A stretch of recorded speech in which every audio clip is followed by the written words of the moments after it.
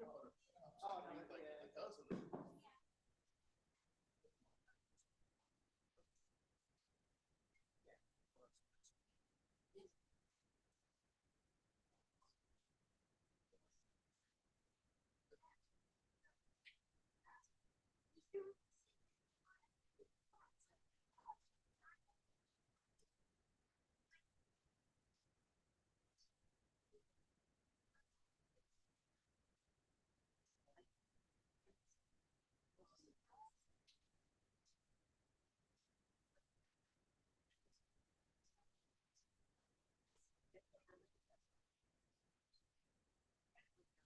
yeah.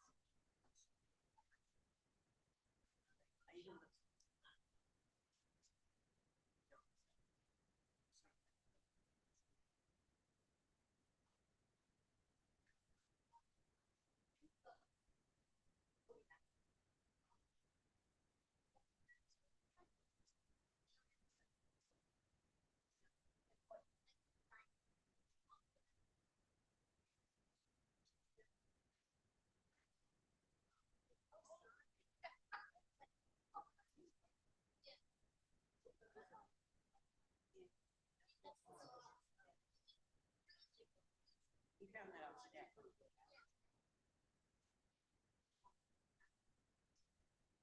What?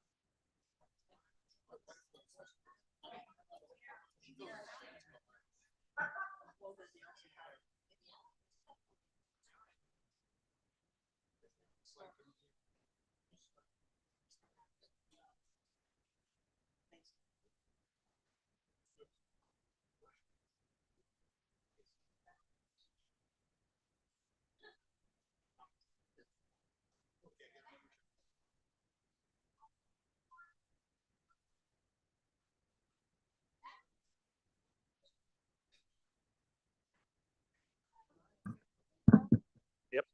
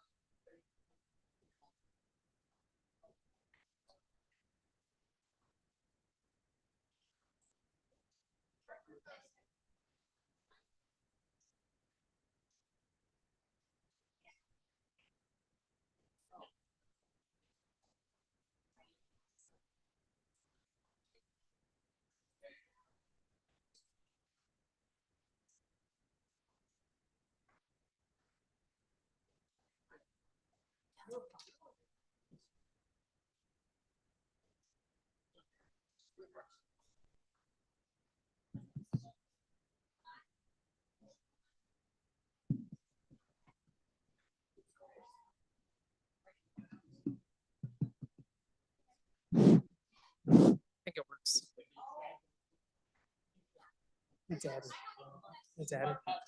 He used to be on that, and he was off, and now he's back on. He enjoys that. I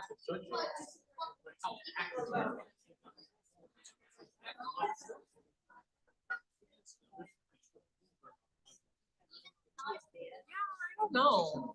I guess. Yeah, he can't do. Oh, yes, you're correct. He doesn't do anything. Yes, you're right.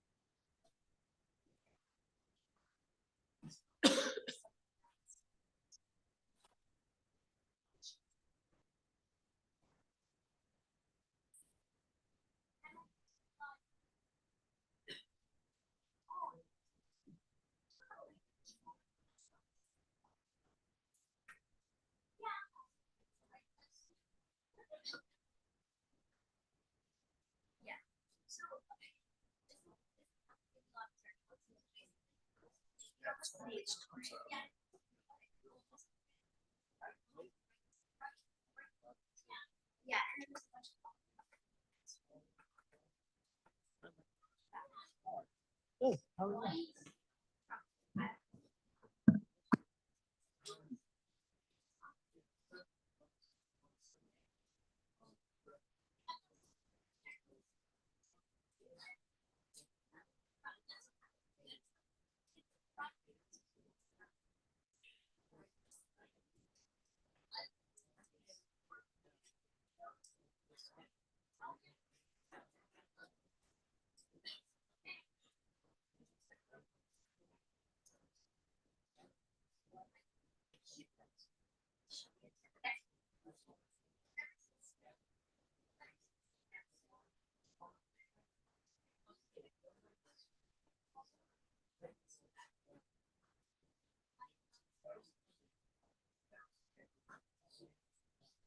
That you're doing.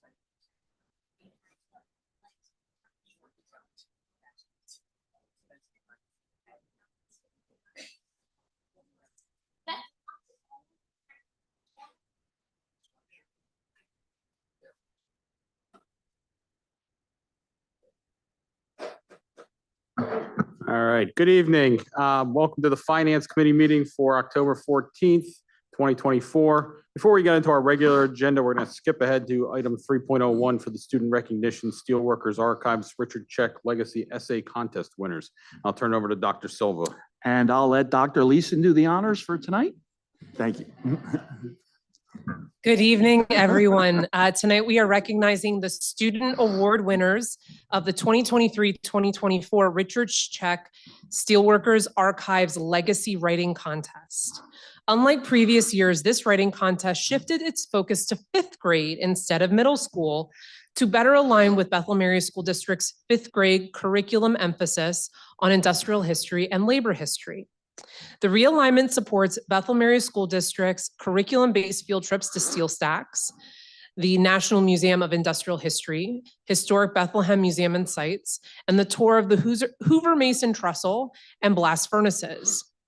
Award-winning essays and poems incorporated the experiences of a family member, well-done research on a former steel worker, or a major steel operation, or the impact the steel had on the broader Bethlehem community and beyond.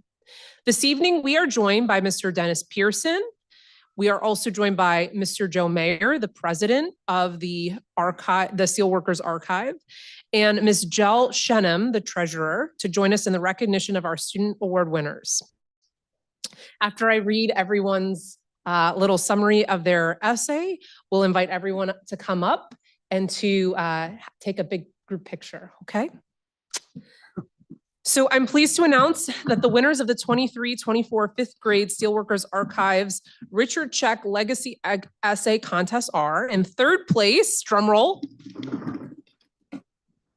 Mr. Miles Hendrickson. You want to stand up for us? Miles, stand up for us. Thank you. We'll invite you up in just a minute. All right. We have Mrs. Rachel Sherman with us, his 5th grade teacher. And Miles wrote an engrossing history of Bethlehem Steel in which he traced its origins as Saucon Iron Company to its 1903 demise as a corporation. He referenced the 5th grade trip to NMIH and incorporated valuable information learned on that trip. Miles traces the growth of Bethlehem Steel, but also writes about deindustrialization, the closing of the plant, and the bankruptcy of the corporation. He reflects in insightful ways on Bethlehem Steel's impact on the community and the country and on him. Congratulations, Miles. All right, and for 2nd place, drum roll, Caleb Barnello. Stand up, Caleb.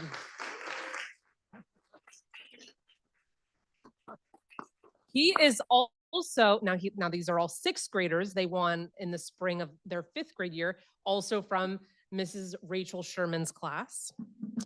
Caleb explored the mechanics and technology of steelmaking, explained how the blast furnaces produced iron from raw materials, that this iron was then turned into steel, and that steel was finished through a variety of processes in the Bethlehem mill. Caleb has a future as an engineer. Caleb also examined the dangers of working in a steel mill, including working with hot metal and working at great heights. Caleb then reflected on Bethlehem Steel history, expansion, and globalization, as well as variables contributing to Bethlehem Steel's bankruptcy. Caleb's reflections on how learning about Bethlehem Steel affected him were reflective and insightful. Congratulations, Caleb.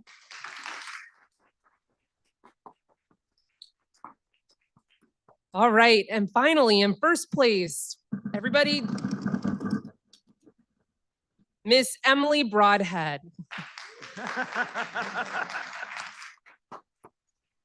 And tonight we are joined by Mrs. Teresa Pinho Miller from Miller Heights. So thank you so much, Miss Pinho Miller and Mrs. Sherman, for being here this evening. Emily's narrative, exploring steelworkers' families' lives and intergenerational heritages, was creative and moving. Emily's protagonist, a girl named Scarlett, is being told a present-day bedtime story by her dad that shifts back in time to primary documents, letters written by her grandfather. The story explores the rigors of steelwork, sacrifices made by steelworkers, and workers' contributions to the U.S. economy, society, and infrastructure. The short story uses concrete details about steelworking conditions to make the narrative come alive. And before we give Emily a final cheer, I want to share something that I think is so beautiful and just so emblematic of how wonderful the Bethlehem Area School District is. And Emily, I didn't tell you I was going to say this. I was talking to your teacher, Miss Pinho Miller, and she told me that as you were preparing your entry for this competition, you said, I want to win so bad. And then I'm going to go to Target and I'm going to buy, oh no. And then I'm going to buy a lot of toys and give them to other kids at the park. Congratulations, Emily. That's beautiful.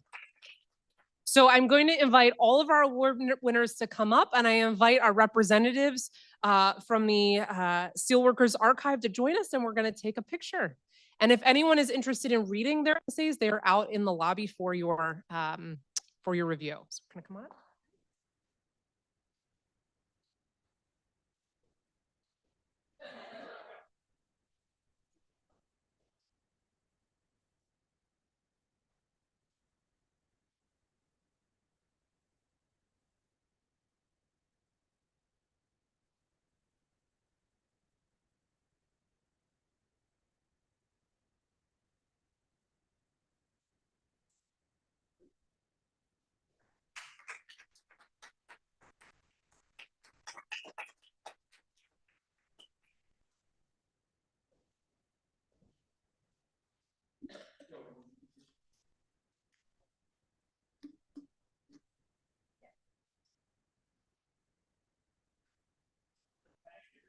The essay contest for the great work. I happen to have known Richard Check and all 8 of the Check brothers. I will take soup in Mr. Check's kitchen on Sunday.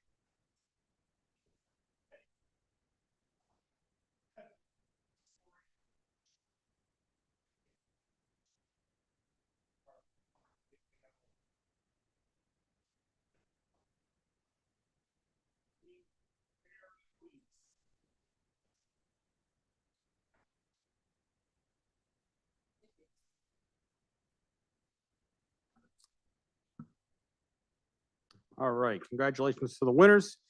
We'll now move into our regular agenda, starting with item number 1.01, public comment on any topic on the agenda for tonight. Seeing none, we'll go into discussion items. 2.01, contract with Highland Electric for electric school buses and related service. Mr. Ristakazian, you want to talk about that? Yeah, a couple months back, I guess in early January, we had applied for a grant through the EPA for some electric buses. At the time we applied, we thought we didn't have a huge chance of winning, but you know, it doesn't hurt. Lo and behold, a couple months later, we were notified that we in fact did win, and we were awarded $200,000 per bus, up to 10 buses. And so at the time we applied, we have partnered with Highland Electric, who does this across the states for various other school districts. And because of that partnership, we were able to successfully get the grant. Well, now that we have the grant awarded, it's time to enter the lease. And so Mark and I have been in negotiations with Highland Electric to see what that lease looks like. And while the product is not final, because we're still ironing out a couple of details, what we have presented, Jamie, if you open the presentation, is essentially a what I would call an all-you-can-eat buffet at a fixed price. So you get the buses, you get the electrification, you get what we call fuel, which is the cost for all the electricity, all the vehicle maintenance included. And more important than all of the things that are on here is you have a performance guarantee, which because of the uncertainty of the technology and still to be proven factors, will help us big time with the award. So we're recommending entering a contract, $32,000 per bus. There's some limitations in terms of hours of use, but there's performance guarantee, and it's again, all you can eat, if you will, but essentially all costs included. For the term of the 12 years, there's a 3% escalation cost in there. So the cost will increase by 3% every year, but it does give us fixed comfort and flexibility to manage the contract and take advantage of the grant. Mark, did I miss anything? No, you got it. It's a total cost of ownership, includes the charging, includes the maintenance, includes all of that within that single fixed price. All right, any questions, comments? I just want to congratulate Mark, Harry, Mary Kovalchek, who's our grants administrator, who's not here today, various others. A few years ago, I remember Mark and I sitting down and talking about one of the goals being the greening of our fleet. And we were like thinking, oh, that's like out in the distance one day. But how many electric buses will this mean that we had within our fleet, Mark? We will have 12 vehicles operating by, I guess, August of 25. So we expect them for the start of the next school year. While most districts are still exploring the technology, our buses are out on the road, putting less emissions in the air, running much more quietly, being saving in the long run costs to the district because electricity is cheaper than diesel. So just being good stewards of our finances, good stewards of our environment, and good stewards of our workers and our drivers. Congratulations to Mark, Harry, and Mary for a job well done. Mr. Fascinetto? Yeah, two questions. One, how do we buy the electric just for the buses from a separate provider? How does that work? Just curiosity more than anything. The excuse me, the energy is metered, Mhm. and you can tell from the charging system how much energy has gone through, and whatever we're billed for electricity, they will pay that bill. Gotcha. All right. And then I wonder if the grant application got moved forward when they saw the commitment that the board has to electric buses earlier this year. I think we have a leg up on a lot of those who apply because a lot of work goes into all the infrastructure stuff that is needed. And, the board's buy-in and support, obviously, with 2 on the ground already, it showed a commitment and already up that learning curve, so to speak. I was kind of referring, maybe a video and some. Oh, yes. Yeah, I thought maybe they got wind of that. Extreme marketing. Bussy. Yes. Yeah, I mean, I heard it went viral. Viral. Yeah, 37 views last time. It was us. Horrifying our friends, but no, this is great. Thank you. Dr. Beck-Pulley?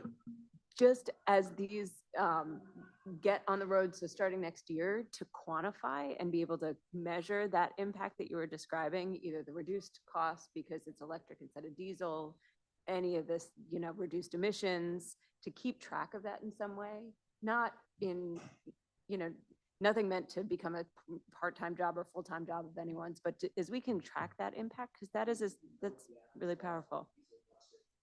Mm-hmm. Just have a chance to brag about that periodically would be really nice. All right. Any other comments, questions?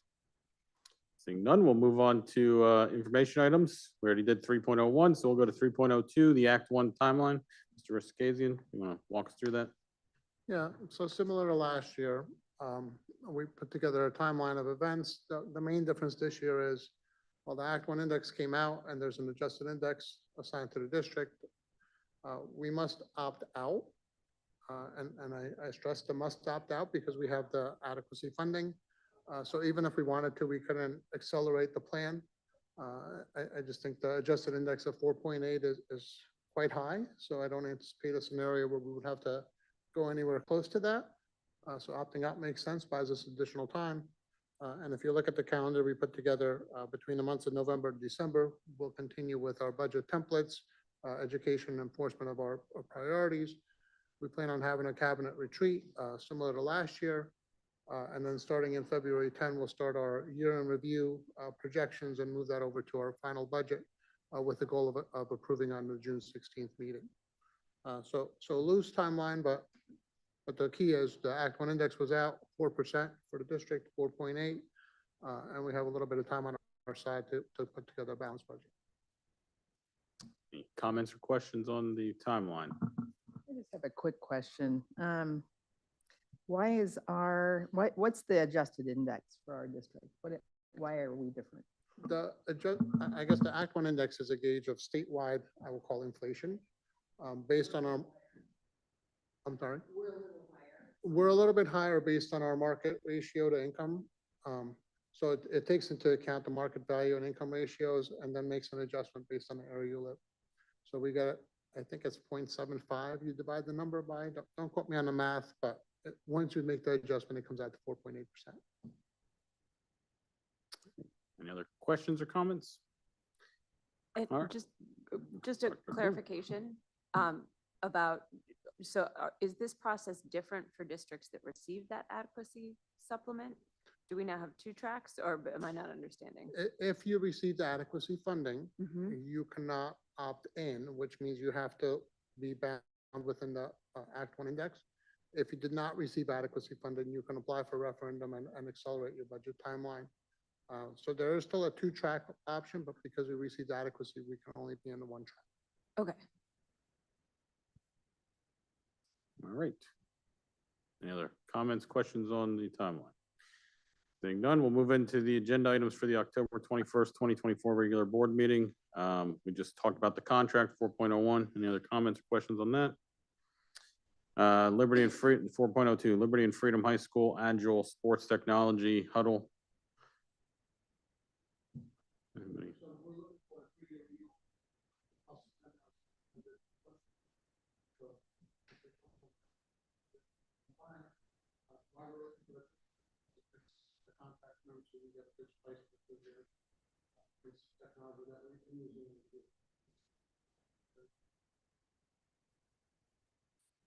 Any comments or questions on that? All right, 4.03, Freedom Athletics swim starting blocks quote.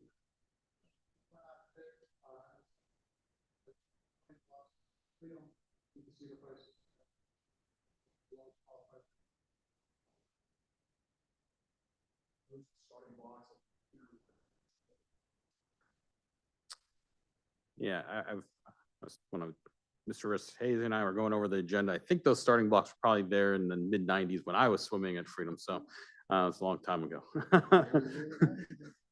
They were, yeah, so in Winston.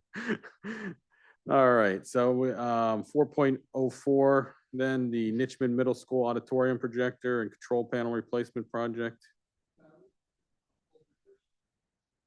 Sorry. Looking to replace the equipment that's in Nichman, as I understand it, is it might have been hit by lightning. So it's no longer functioning. This will replace it and get it back to good form. All right. For that? Not for lightning. Aw.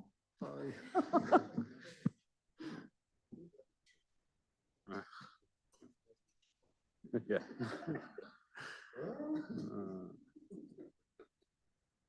All right, any questions on that? Then we'll go on to 4.05, renewal of Time Clock Plus software license. Yeah, the next couple are standard renewals. You can see the prices that are out there. Because of the dollar amount, we're bringing them forward so we can comply with the board policy. All right, and then we have the 4.06 renewal of server and data backup system and 4.07 Google Workshop. Any questions on either of that? And 4.08, the electric supply contract. Yeah, Mark mentioned this at the facilities committee. We partner with Provident to go out and get multiple bids. In this case, they went out, I think it was the day after the facility committee meeting, received 7 bids, and the recommendation is to go with BP at a fixed price for the next 12 months. And you can see the details attached. Any comments or questions on that? All right, those items will be on the agenda for October 21st. We'll move on to number 5, public comment, courtesy of the floor on any subject. Seeing none, we'll go to open forum. Members. We'll adjourn and for a couple minutes reset. All right.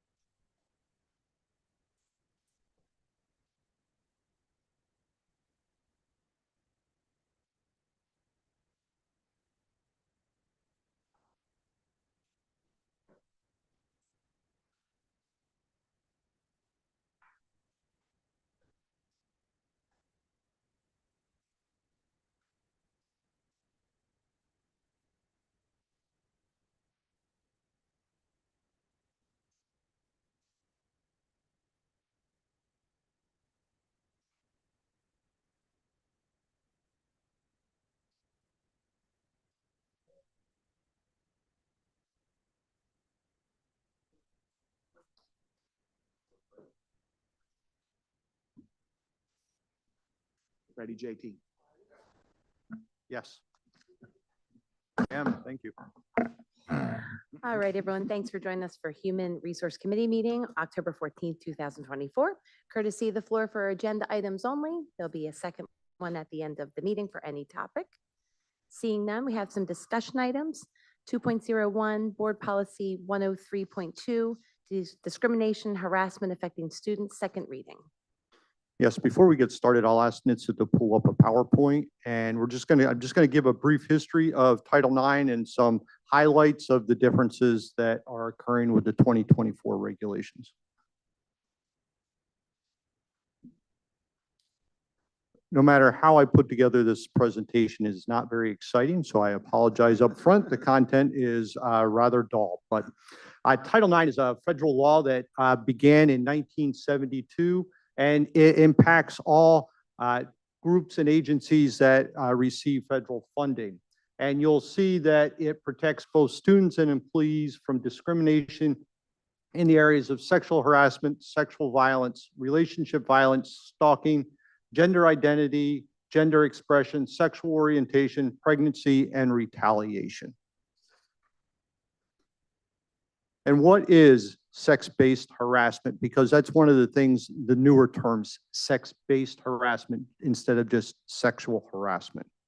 It falls into 3 categories: quid pro quo, which is this for that; the hostile environment, which is severe or pervasive, which is a change because it used to be and, it is now or; and then specific offenses in number 3, sexual assault, dating violence, domestic violence, and stalking. Some of the history. Discrimination was first brought to light in 1964 with Title VII, which applied to employment discrimination. Then in 1972, Title IX was enacted as part of the Education Amendments, and it applied to institutions who receive federal funds and applies to both employment discrimination and student discrimination. In 1975 was the first set of regulations associated with Title IX, but again, at that point in time, there was still no mention of sexual harassment. In 1980, the EEOC published interim guidelines on sexual harassment. And throughout the time, there have been things called Dear Colleagues letters, final rules, and litigation that have driven how Title IX is worked. Then in 2020, there were some major changes. And then again in 2024. And I just did a side-by-side comparison. I'm not going to read all of those for you, but I will provide you a copy of this for your review. You'll notice in the definition, the main part is in 2020, it was and now it is or, which makes it a higher level. Then in the notice, Before, you actually had to provide notice and to know of the sexual harassment, where now it's anything that you are aware of that you must report. Pregnancy has a lot more behind it now. If an employee is aware of a student who is pregnant or any related conditions, they must inform that student of the Title IX and the coordinator's information, as well as how to contact them and what roles the Title IX coordinator can provide to them as far as being discriminated against. Continuing on, you'll see that in 2020, there was no anything explicitly stated for sexual orientation or gender identity, but in 2024, it defines all of the different categories. In 2020, the complaint had to be a written formal form that was filled out and signed by the complainant.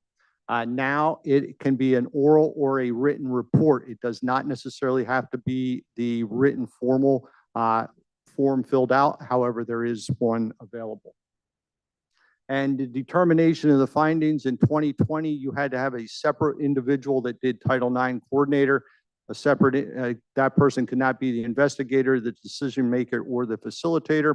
Now in 2024, there's a little bit more flexibility where one individual can do multiple roles, but there are certain things. If you're the Title IX coordinator, you cannot be the decision maker, or if you're the investigator, you can't be the decision maker, but you can have multiple roles. Who can make a complaint? Again, you'll see there's slight differences in who can make a complaint about sex-based harassment versus sex-based discrimination. The one difference is in the sex-based harassment, if the complainant would withdraw the complaint against a respondent, the Title IX coordinator, after reviewing the information, could decide to proceed with the investigation. However, he or she would need to notify the complainant that the investigation would be moving forward. Once a complaint is filed, the district would have to put into place what's called supportive measures, and those are to protect both the claimant and the respondent. And at the same time, you would provide to both the complainant and the respondent the grievance procedure, which will actually be an attachment to this policy, as well as the informal resolution process. And an informal resolution process, if both parties voluntarily agree to participate in that, you would come up to what you would want to do in order to correct the situation. That could be training, it could be an apology, it could be stopping communication, it could be no contact, or certain areas would be off limits to certain people. But again, it's voluntary by both parties. It also, once a complaint is made, the district must respond or promptly respond, and both the respondent and the claimant are treated equally.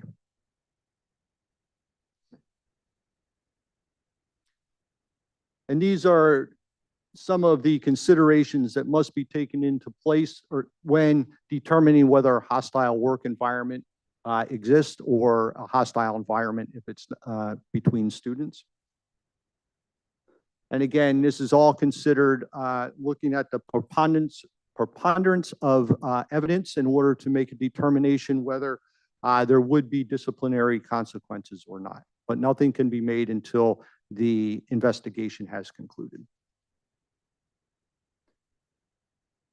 Another difference for the 2024, all staff members must be trained in how to respond, and the district does have in the Vector Solutions a 45-minute training, which has been updated to relate to the 2024 regulations.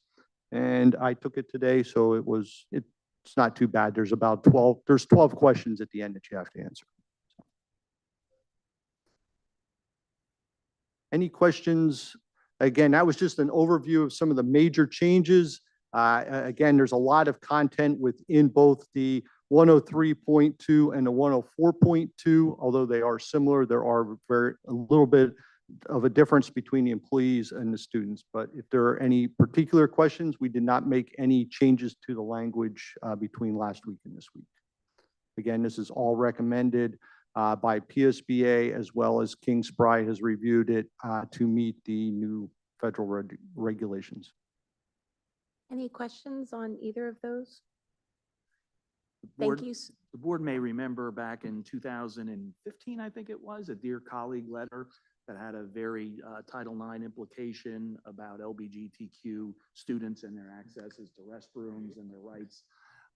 That, with the reading of the most recent Title IX, seems to be something that is now in regulation rather than, it's been formalized rather than a Dear Colleague letter. And I read the policies last night, and it looks like we've done a really nice job of making sure all the details related to the changes are included and updated in our policies. Thank you.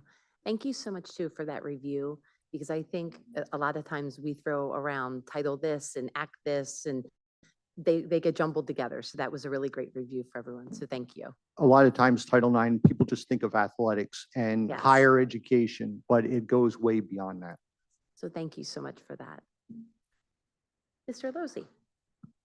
A question not so much about the work, very thorough, so thank you, but more so about just your process. I'm just curious. How do you involve your other stakeholders, such as building principals, other administrators within the district, members of cabinet, into putting together policy such as the readings that are before us today?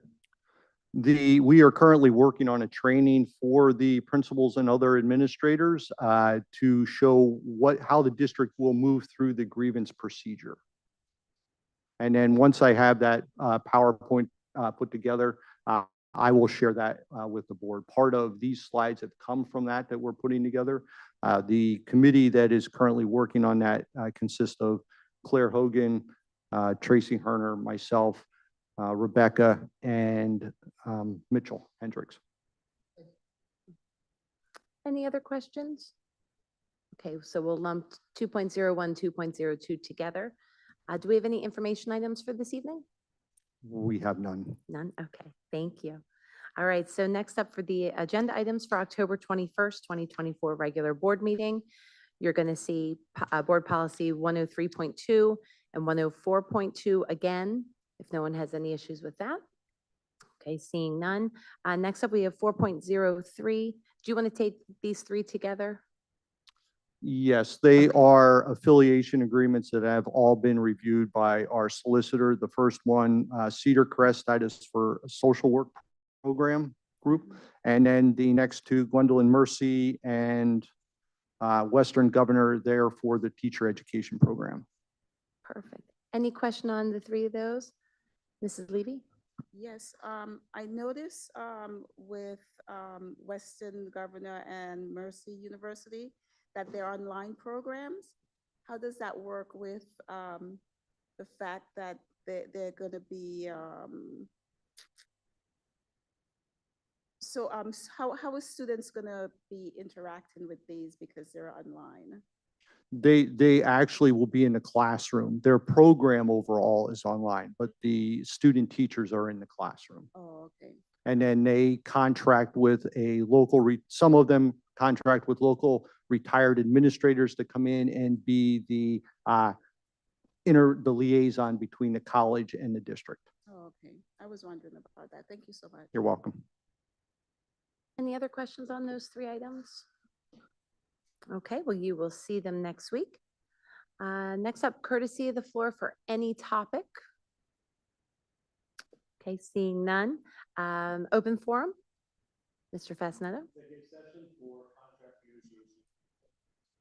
Wonderful. Anybody else? Mr. Losey? Yes, this is a question for Dr. Burris.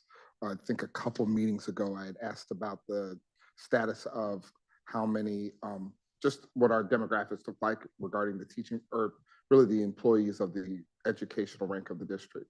Is there any update on that? I do not have a formal update, but Eric Fontanez and I did pull some numbers and we've been looking at that. So we'll put together a formal presentation. We'll have that as part of our session when we're talking about our hiring plan coming up for the next school year. So that'll be contextual data. Anything else from any board member? Okay, seeing none, can I have a motion to adjourn? Mr. Losey, Mr. Raschuti, thank you so much. We'll see you guys next Monday at East Hills.